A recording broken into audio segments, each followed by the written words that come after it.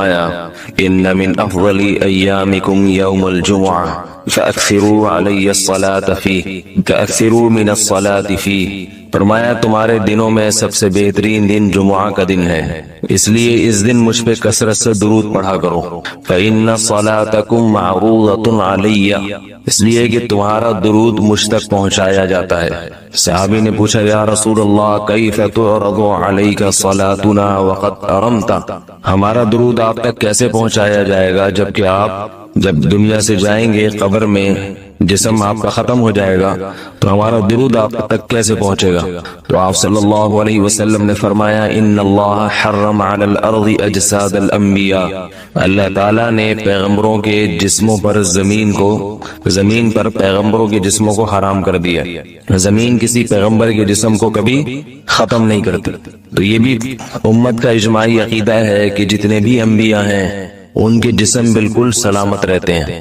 شہداء میں تو یہ بہت زیادہ مشاہدہ ہوتا ہے، بہت سارے شہداء کے جسم سلامت رہتے ہیں۔ تو ایک اور حدیث میں آپ صلی اللہ علیہ وسلم نے فرمایا من صلی علی صلاۃ صلی اللہ بہا عشرا، جس نے مجھ پر ایک دفعہ درود بھیجا، درود کہتے ہیں نبی صلی اللہ علیہ وسلم کے لیے اللہ تعالیٰ سے خصوصی رحمت کی دعا کرنا۔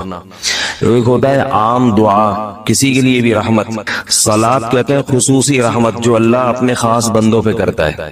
اس لیے صلاۃ کا جو لفظ ہے نا، یہ درود اور صلاۃ یہ پیغمبر کے علاوہ کسی کے لیے جائز نہیں ہے، کیونکہ یہ صلاۃ خاص کس کے خاصہ ہے؟ یہ پیغمبروں کا۔ اس لیے ہم اللہم صلی علی محمد تو کہہ سکتے ہیں، لیکن یوں نہیں کہہ سکتے اللہم صلی علی فلان۔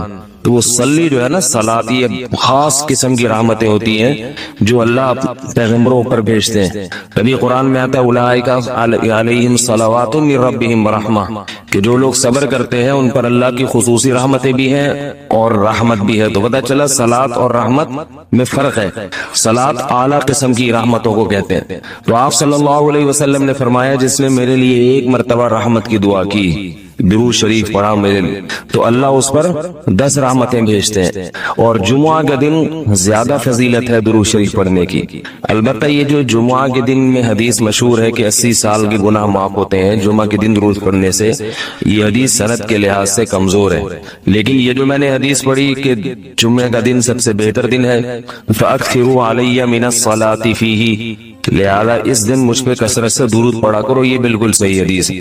تو جمعہ کا دن درود شریف کی اضافی فضیلت ہے۔ آج چونکہ جمعہ کا دن ہے تو اس لیے میں نے کہا کہ اس بارے میں تھوڑی سی بات کروں۔ ایک اور حدیث میں آتا ہے رسول اللہ صلی اللہ علیہ وسلم نے فرمایا لا تجعلوا قبری عیدا وصلوا علی فإن صلاتکم تبلغنی حیث کنتم، فرمایا میری قبر کو عیدگاہ نہ بناؤ۔ جیسے میلوں کی جگہ ہوتی ہے نا، میلے ٹھیلے، عید پہ جب سب لوگ جمع ہو کے خوشیاں مناتے ہیں، تو جیسے مزاروں پہ ہوتا ہے نا قوالیاں ہو رہی ہیں اور یہ میلے ٹھیلے ہو رہے ہیں آج کل دیکھا ہے، تو پہلے زمانے میں بھی جب کوئی نیک آدمی دنیا سے جاتا تھا تو لوگ اس کی قبر پہ دھرنے مار کے بیٹھ جاتے تھے، اور وہ مجاور اور یہ سب جو ہمارے یہاں ہوتا ہے۔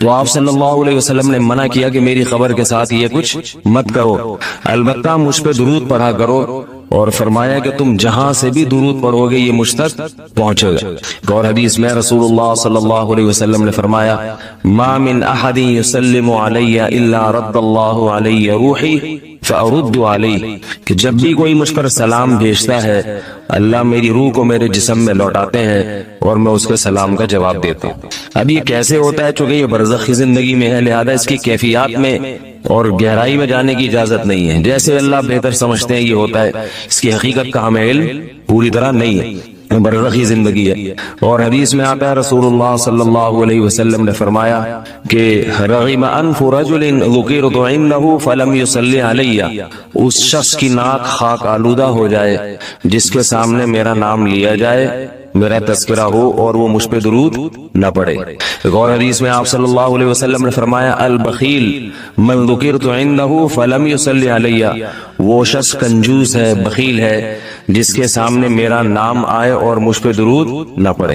یعنی اتنی بڑی شخصیت اور اتنے بڑے محسن اعظم کا تذکرہ آ رہا ہے اور اس کی زبان سے دعا بھی نہیں نکلتی، تو اس سے بڑا کنجوس دنیا میں کون ہو سکتا ہے. ایک اور حدیث میں آپ صلی اللہ علیہ وسلم نے ایک شخص کو دعا مانگتے ہوئے دیکھا جس نے درود شریف پڑھے بغیر دعا شروع کر دی.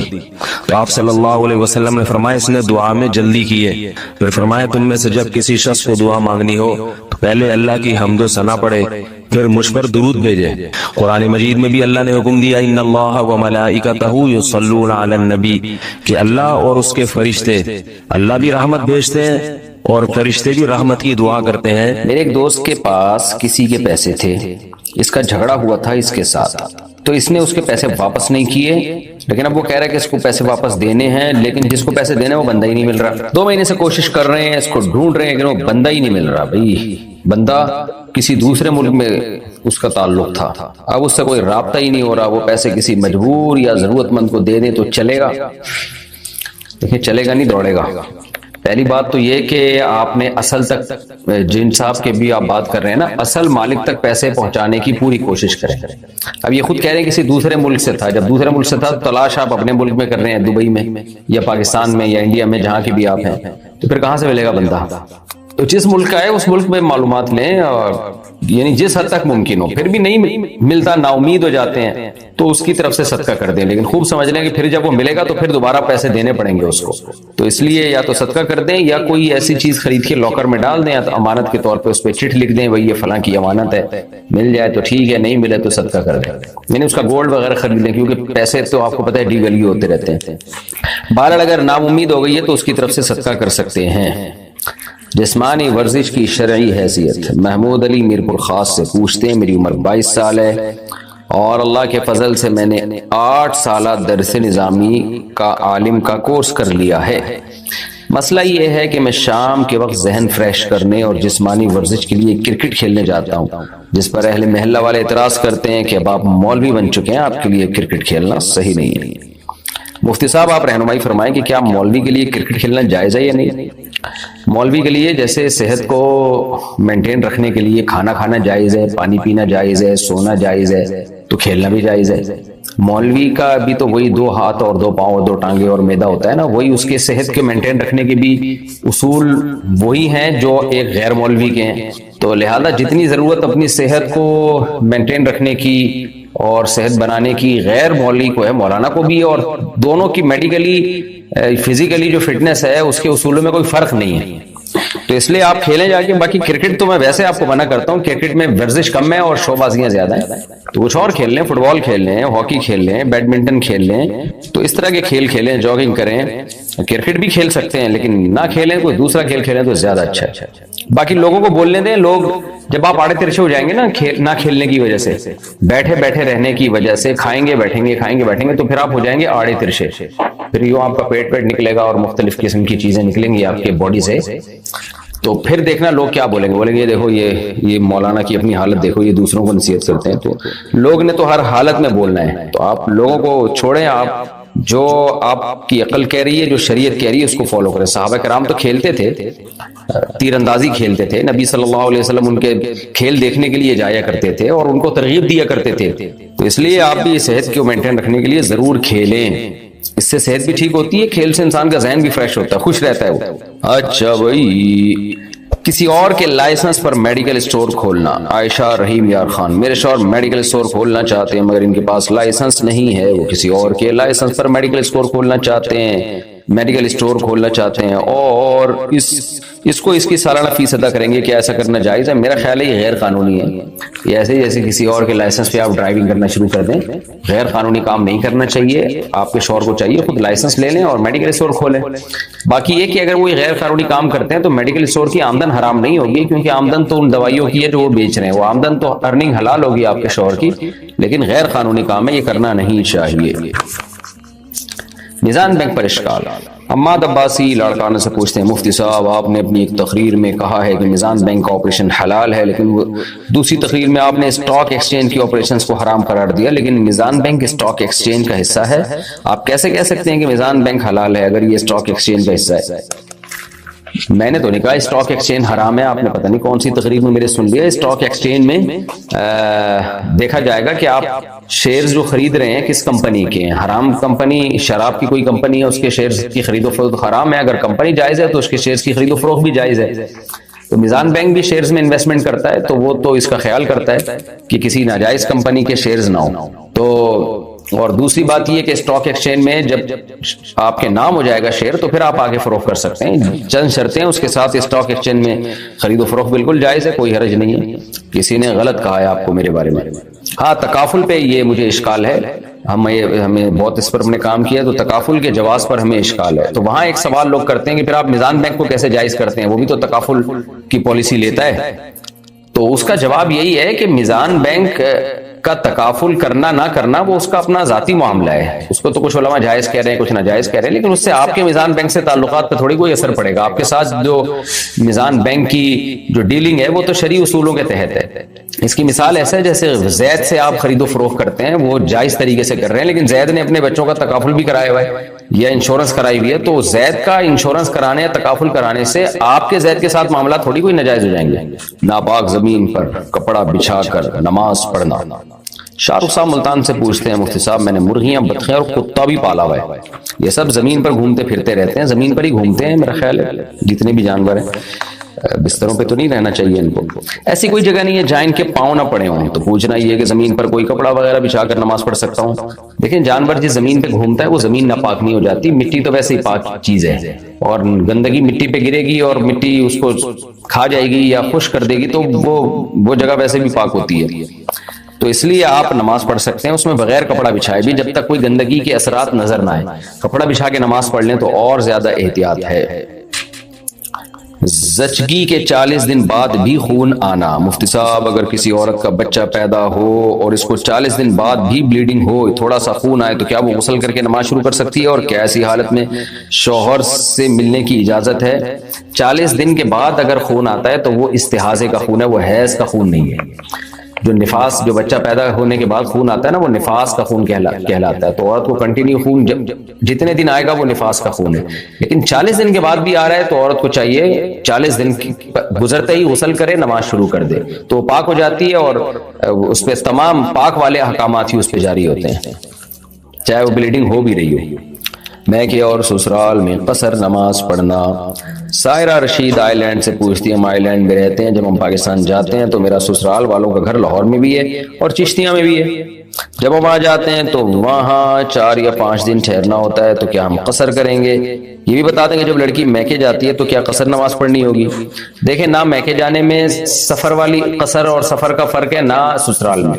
بات یہ کہ آپ کے شوہر کے ساتھ آپ کہاں رہتی ہیں، جہاں پراپر اسٹے ہے آپ کے شوہر کے ساتھ، تو وہ جگہ آپ کا وطن ہے، اس سے چاہے سسرال جائیں چاہے ماں باپ کے گھر جائیں تو وہ جگہ مسافر ہی کہلائیں گے آپ، یعنی سفر والی نماز پڑھنی پڑے گی۔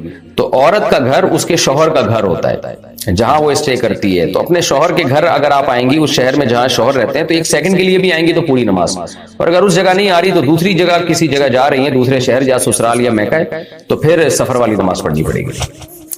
ٹک ٹاک پر آیات اور احادیث اپلوڈ کرنا، محمد ریان خیبر پختونخوا سے پوچھتے ہیں، کیا ہم ٹک ٹاک پر قرآنی آیات اور احادیث اپلوڈ کر سکتے ہیں یا نہیں؟ کیونکہ ٹک ٹاک اب ایک سوشل ایپ بن چکا ہے اور ہمارے بڑے بھی یوز کرتے ہیں۔ بھائی اپلوڈ کر سکتے ہیں، ہم تو چاہ رہے ہیں کہ غلط چیزیں نہ جائیں، صحیح چیزیں جائیں نا، لیکن آیت یا حدیث مستند ہونی چاہیے، آیت بھی صحیح ہونی چاہیے، ایسا نہ ہو کہ کوئی بھی قرآن کی آیت کے نام پہ کوئی بھی عربی کے الفاظ اپلوڈ کر دیں۔ اگر یہ اوتھینٹیکیشن ہو سکتی ہے تو پھر آپ ضرور اپلوڈ کریں، اچھی بات ہے۔ دوسری رکعت میں سورت نہیں پڑھی، حسان واجد لندن سے پوچھتے ہیں، میرا پہلا سوال یہ ہے کہ فجر کے فرض کی دوسری رکعت میں اگر سورہ فاتحہ کے بعد سورت نہیں پڑھی تو کیا حکم ہے؟ دوسرا سوال یہ ہے کہ بالغ ہونے کے بعد غسل کے فرائض معلوم نہ ہونے کی وجہ سے میں نے ناک میں پانی ڈالنا یا کلی کرنا کا اہتمام نہیں کیا، تقریباً 9 مہینے جو میں نے نمازیں پڑھی ہیں، تو کیا وہ مجھے نمازیں لوٹانا ہوں گی؟ جناب لندن سے حسان واجد صاحب، آپ کے پہلے سوال کا جواب یہ ہے کہ اگر کسی نے سورت نہیں پڑھی فرض نماز میں، تو اگر فجر کی دوسری رکعت میں جیسے آپ نے سورت نہیں پڑھی، تو اگر رکوع میں آپ کو یاد آیا کہ اوہو میں نے سورت تو پڑھی نہیں ہے، تو آپ کو چاہیے رکوع سے کھڑے ہو کے سورت پڑھیں اور آخر میں سجدہ سہو بھی کریں۔ لیکن اگر رکوع میں یاد ہی نہیں آیا، سجدے میں جا کے یاد آیا آپ کو، تو پھر اب سوائے سجدہ سہو کے اور کچھ نہیں ہو سکتا، سجدہ سہو کریں گے نماز آپ کی ہو جائے گی۔ دوسرا مسئلہ جو آپ نے پوچھا ہے کہ آپ کو یہ نہیں پتا تھا یہ ناک میں پانی ڈالنا غسل میں فرض ہے اور آپ نے 9 مہینے بالغ ہونے کے بعد اسی طرح نمازیں پڑھتے رہے، تو دیکھیں اگر یہ آسانی سے نمازیں لوٹانا آپ کے لیے ممکن ہے تو بہتر ہے، احتیاط اسی میں ہے کہ نمازیں لوٹا لیں، کیونکہ امام ابو حنیفہ رحمہ اللہ اور امام احمد ابن حنبل 2 اماموں کے نزدیک غسل میں کلی کرنا اور ناک میں پانی ڈالنا فرض ہے، اور ان کی دلیل بھی بڑی مضبوط ہے، کیونکہ قرآن میں اللہ نے غسل میں کہ فَلْيَطَّهَّرُوا کا حکم دیا، تطہر یعنی مبالغہ کا، تو اس آیت کے ظاہر سے امام حنیفہ نے استدلال کیا ہے کہ وضو میں تو ناک میں پانی ڈالنا اور کلی کرنا فرض نہیں ہے، لیکن غسل میں چونکہ تطہر ہے، غلوف کا حکم ہے، مبالغے کا حکم ہے، اس لیے اس میں ناک میں پانی ڈالنا بھی فرض ہے۔ لیکن اگر بہت طویل عرصے اس طرح آپ کرتے رہے اور ابھی نمازوں کو لوٹانے میں حرج ہے تو ایسی شدید مجبوری میں امام شافعی رحمہ اللہ کے قول کو بھی لیا جا سکتا ہے مجبوری میں، وہ یہ ہے کہ ان کے نزدیک غسل میں ناک میں پانی ڈالنا اور کلی کرنا فرض نہیں ہے۔ تو کسی کسی میں بہت زیادہ نمازیں جمع ہو گئی ہوں تو وہ گنجائش ہے اس میں امام شافعی کے قول کو لے لے، آئندہ احتیاط کریں، آئندہ اگر آپ نے ناک میں پانی نہیں ڈالا یا آپ نے کلی نہیں کی تو پھر غسل قطعاً کسی قیمت پہ نہیں ہوگا اور نماز آپ کو لوٹانی پڑے گی، لیکن سابقہ نمازیں اگر بہت زیادہ ہو گئی ہیں ان کو لوٹانے میں حرج ہے، تو کیونکہ امام شافعی کا یہ قول ہے ان کے نزدیک غسل میں ناک میں پانی اور منہ میں کلی فرض نہیں ہے، تو اس قول کا سہارا لیا جا سکتا ہے۔ احتیاط اسی میں ہے کہ لوٹا لیں، ایک ایک کر کے لوٹائیں نا، اکٹھی تھوڑی لوٹائیں گے، روزانہ ایک دن کی نماز پڑھ لیں، اس سے آپ نے جو غفلت برتی شرعی مسائل کو سیکھنے میں اس کی بھی تھوڑی سزا مل جائے گی، لیکن بہرحال گنجائش ہے۔ رجوع کے لیے الفاظ، اگر دوسری طلاق کے بعد عدت کے اندر بیوی شوہر سے کہتی ہے کہ تم کہو کہ میں تمہاری بیوی ہوں، تو شوہر کہتا ہے عدت پوری نہیں ہوئی، ہمارا نکاح نہیں ٹوٹا، اس بنا پر اب تک تم میری بیوی ہو، اس بات سے رجوع ہوتا ہے یا نہیں ہوتا؟ نیز یہ کہ عدت میں میاں بیوی بات کر سکتے ہیں یا نہیں؟ دوسری طلاق کی عدت پوری ہونے کے بعد تیسری دے سکتا ہے یا نہیں؟ دیکھیں یہ جو شوہر نے اگر بیوی کو ایک طلاق دی، صریح طلاق جسے کہتے ہیں، یوں کہا ڈیورس کا لفظ استعمال کیا یا یوں کہا کہ تمہیں طلاق ہے، تو اس دوران ابھی عدت پوری نہیں ہوئی اور شوہر نے یہ کہ بیوی نے جو آپ نے الفاظ دہرائے ہیں کہ نکاح چونکہ نہیں ٹوٹا لہذا تم میری بیوی ہو، تو اس سے رجوع نہیں ہوتا، وہ تو ظاہر ہے صحیح بات کی اس نے، کیونکہ 1 یا 2 طلاق اگر صاف لفظوں میں دی جائے تو اس سے نکاح نہیں ٹوٹتا جب تک عدت پوری نہیں ہو جاتی، تو اس سے رجوع کے الفاظ نہیں ہوں گے۔ رجوع میں یہ ضروری ہے کہ زبان سے بولے میں نے رجوع کیا، یا میاں بیوی والا جو تعلق ہے یعنی بیوی کے ساتھ وہ ریلیشن قائم کر لے جو صرف میاں بیوی کر سکتے ہیں، تو اس ریلیشن سے بھی رجوع ہو جائے گا، لیکن یہ زبان سے بولے، یہ جو الفاظ ہیں اس سے رجوع نہیں ہوگا۔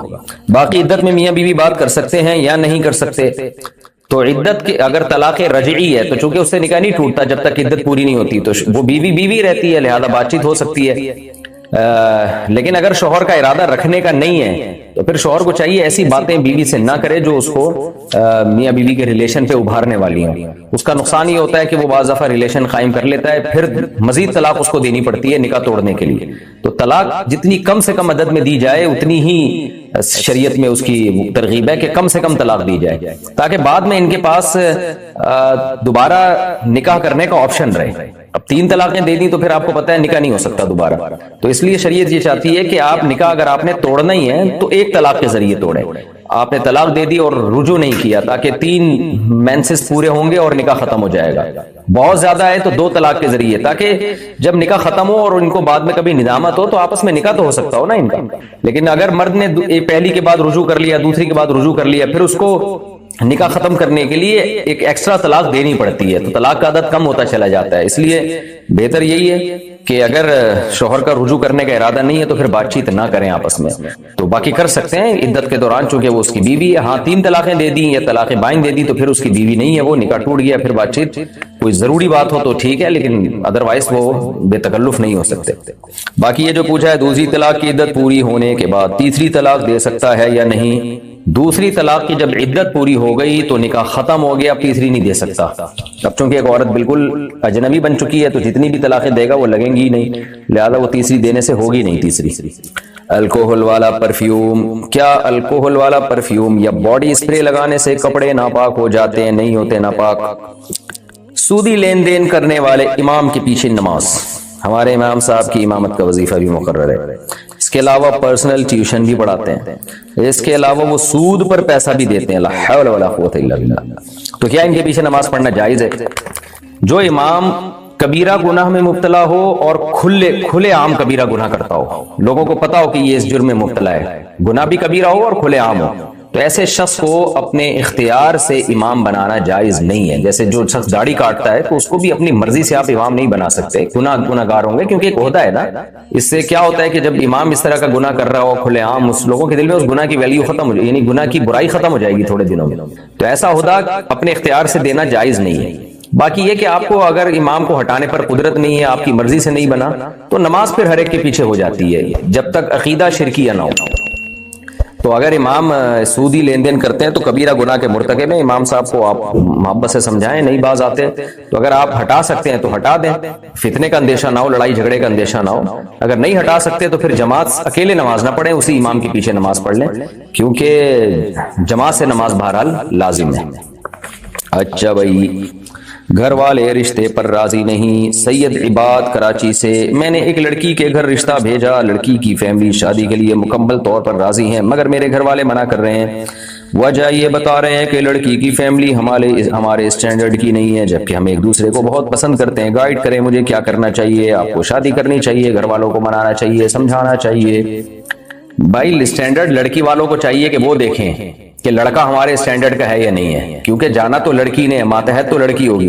لڑکے والے اتنے اسٹینڈرڈ کیوں دیکھ رہے ہیں بھائی؟ تو ان کو تو کمپرومائز کرنا چاہیے، یعنی کیونکہ کفوف کے مسائل جو ہے نا وہ لڑکے کی طرف سے ہوتے ہیں کہ لڑکا لڑکی کا ہم پلہ ہے یا نہیں۔ لڑکی میں شریعت یہ کہتی ہے کہ وہ آپ سے کمتر ہی ہو تو زیادہ اچھا ہے، آپ کے اسٹینڈرڈ سے اس کا اسٹینڈرڈ ہائی ہوگا تو پھر گھر چلے گا نہیں۔ باقی یہ کہ اب کتنا بہت ہی زیادہ گرا ہوا اسٹینڈرڈ ہے تو مجھے نہیں پتا۔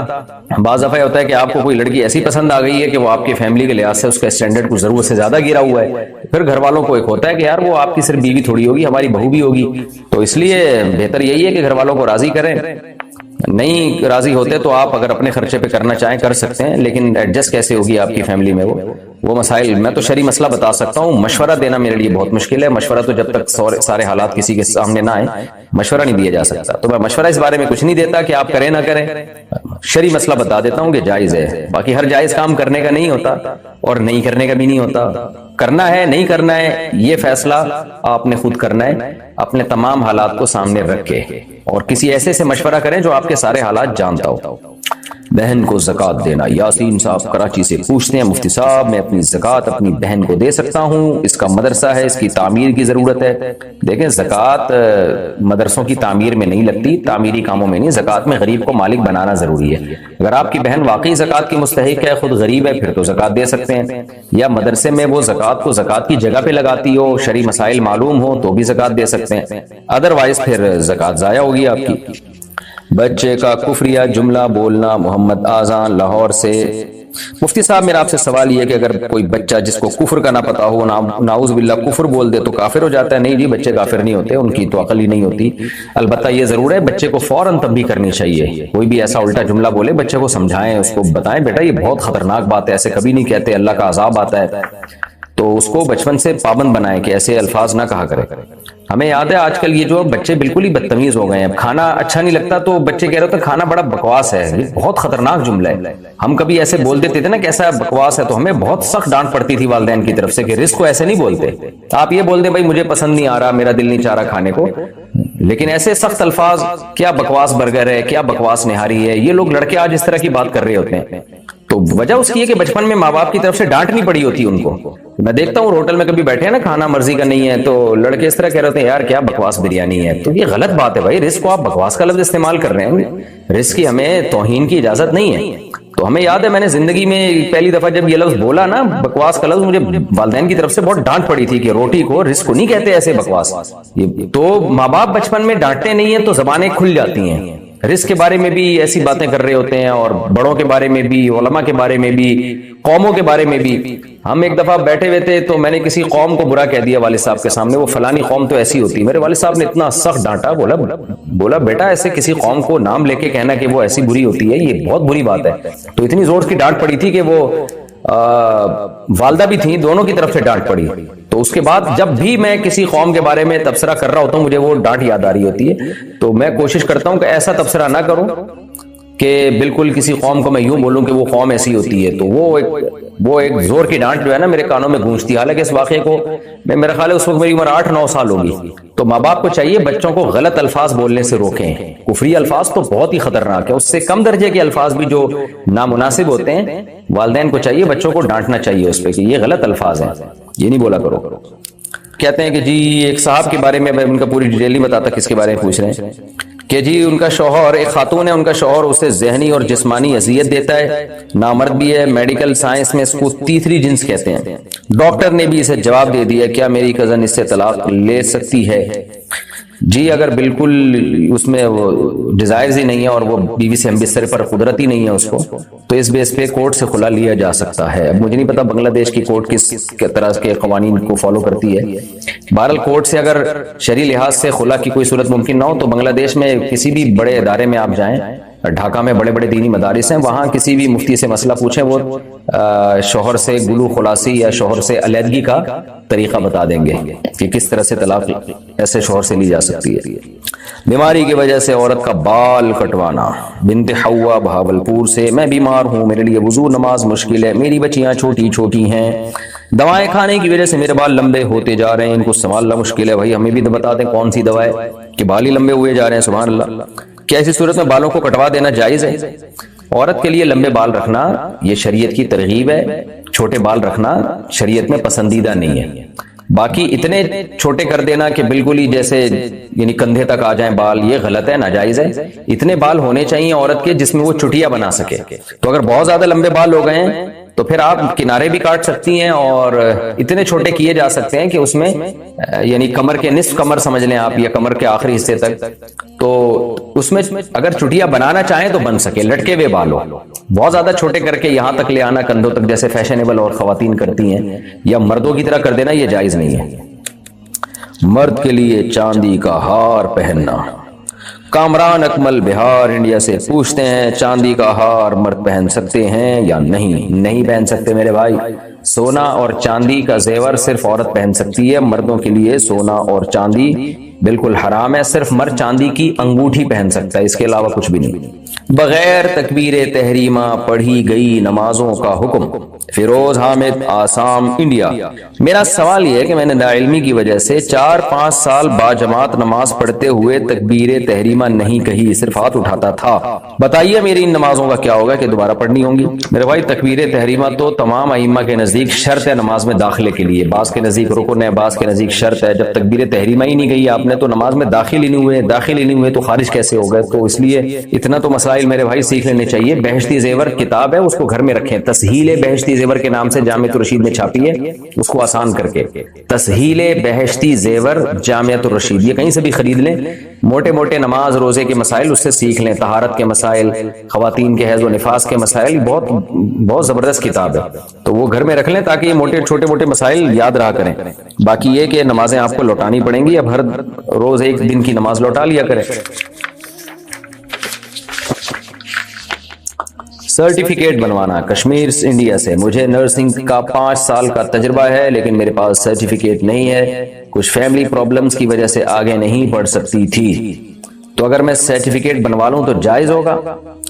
دیکھیں سرٹیفکیٹ کی جو ریکوائرمنٹ ہے وہ آپ پوری کریں، صرف تجربے کی بیس پہ سرٹیفکیٹ تو میرا خیال نہیں بنتا ہوگا، تو وہ جو لا ہے اس کو فالو کریں۔ تو اگر آپ کا تجربہ ہے اور کورس بھی آپ نے کیا ہوا ہے نرسنگ کا پھر تو ٹھیک ہے، اگر کورس نہیں کیا ہوا صرف تجربہ تو میرا خیال ہے دونوں چیزیں شاید نرسنگ میں ضروری ہیں، کورس بھی ہو اور تجربہ بھی ہو، تو لا کو فالو کریں پھر بنوا لیں سرٹیفکیٹ۔ والدین کو چھوڑ کر الگ رہنا۔ حسن العارفین جہلم سے پوچھتے ہیں میری والدہ، میں اور بھائی کی فیملی ساتھ رہتے ہیں کرائے کے گھر میں، باقی 4 بھائی سب الگ الگ رہتے ہیں، اب ایک رشتہ آیا ہے میرے لیے، خاندانی شریف لوگ ہیں لیکن ان کی ڈیمانڈ ہے کہ لڑکا کرائے پر الگ گھر لے اور الگ رہے، میری والدہ بھائی اور بہنیں بھی یہی چاہتی ہیں کہ میں الگ رہوں لیکن میرا دل نہیں مان رہا والدہ کو چھوڑ کر الگ رہنے کا، براہ کرم مجھے اسلامی طریقے سے بتا دیں میں کیا کروں۔ جب والدہ کو بھی اس پہ اعتراض نہیں ہے، بہنوں کو بھی نہیں ہے، تو یہ اللہ کی بہت بڑی نعمت ہے میرے بھائی، بیوی کو اپنی بہنوں سے اماں سے الگ ہی رکھو، آج کل بڑے مسائل ہوتے ہیں جوائنٹ فیملی میں، اس لیے بہتر یہی ہے کہ اتنا اچھا آپشن ہے الگ رکھیں آپ، دل مان جائے گا آپ کا انشاءاللہ۔ اگر سب ساتھ ہی رہتے آتے تو حضرت آدم کے سارے بچے اور ان کے ساری بہویں اور سب اب تک ایک ہی جگہ سارے پل رہے ہوتے، دنیا میں اتنے سارے ملک تھوڑی وجود میں آتے، شادیاں کرتے ہیں، بچے ہوتے ہیں، سب الگ ہو جاتے ہیں، تو نیچرل ہے۔ اس لیے میرا مشورہ یہی ہے کہ تمیز سے آپ الگ گھر کرائے پر لیں اور شادی کریں، اور بیگم کو والدہ سے ملواتے رہیں، والدہ آپ کے گھر آ کے رہتی رہیں، یہ ہنسی خوشی زندگی گزارے آپ انشاءاللہ، اللہ آپ کو ہنسی خوشی زندگی دے۔ نیاز فاتحہ کا کھانا، مفتی صاحب پڑوسی فاتحہ کا کھانا لا کر دیں تو کھا سکتے ہیں کیا؟ بعض دفعہ نہ لینے اور واپس کرنے سے محلے داری خراب ہونے اور نفرت کا باعث بننے کا خطرہ ہوتا ہے، سامنے والے کے اور ضد میں آنے کا خطرہ ہوتا ہے، تو کیا مروت سامنے والے کی بے کرامی سے بچنے، پڑوسی محلے کے حقوق، تفرقہ بازی کی شدت کم کرنے کے لیے اگر لے لیا جائے تو کیا گنجائش ہے؟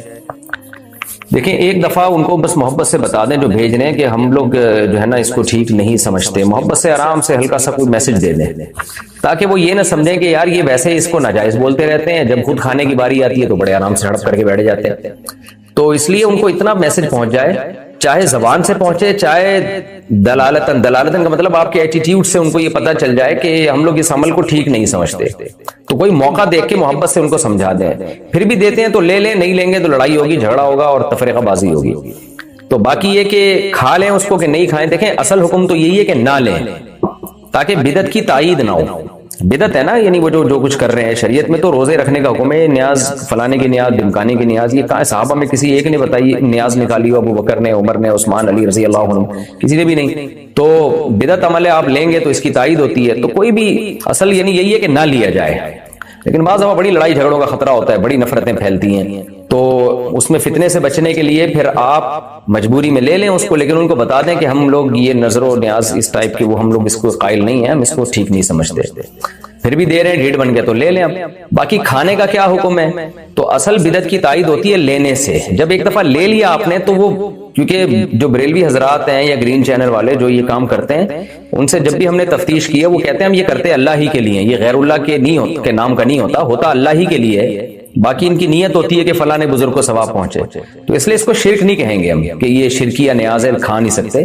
شرک تو وہ ہوتا ہے کہ غیر اللہ کے تقرب کے لیے آپ نے کوئی صدقہ کیا، جیسے مشرکین جانور ذبح کرتے تھے اپنے بتوں کے نام پہ، ان کے قرب حاصل کرنے کے لیے، تو اگر کسی نے نیاز نکالی کسی بزرگ کے تقرب کے لیے، یعنی ان کی نیت سے عبادت کی کہ ہم ان کو خوش کرنے کے لیے کر رہے ہیں، تو یہ تو شرک ہے، حرام ہے اس کا کھانا، اس کو کہیں بھی استعمال نہیں کر سکتے۔ لیکن اگر یہ نیت نہیں ہے، نیت اللہ کو راضی کرنا ہے، اور یہ نیت ہے کہ ہم نے فلاں کو اس کا ثواب پہنچ جائے، جیسے کہ مجھے جہاں تک نالج ہے اس کے مطابق لوگ ایسے ہی کرتے ہیں گرین چینل والے، تو پھر وہ کھانے کو حرام نہیں کہیں گے ہم، لینے کو بدعت کی تائید کہیں گے کہ آپ وصول کر رہے ہیں، سے ایک بدعت کی تائید ہو رہی ہے آپ کے عمل سے، تو اس کا میں نے آپ کو تفصیل سے جواب دے دیا ہے کہ بدعت کی تائید نہ کریں آپ کسی بھی طرح سے، اور جو ڈیٹیل میں نے جواب دیا اس کا وہی جواب ہے۔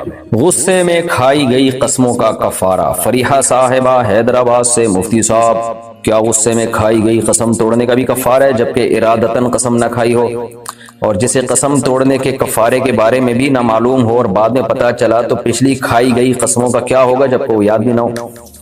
دیکھیں غصے میں قسم کھانے کا وہی حکم ہے جو غصے میں زہر کھانے کا حکم ہے۔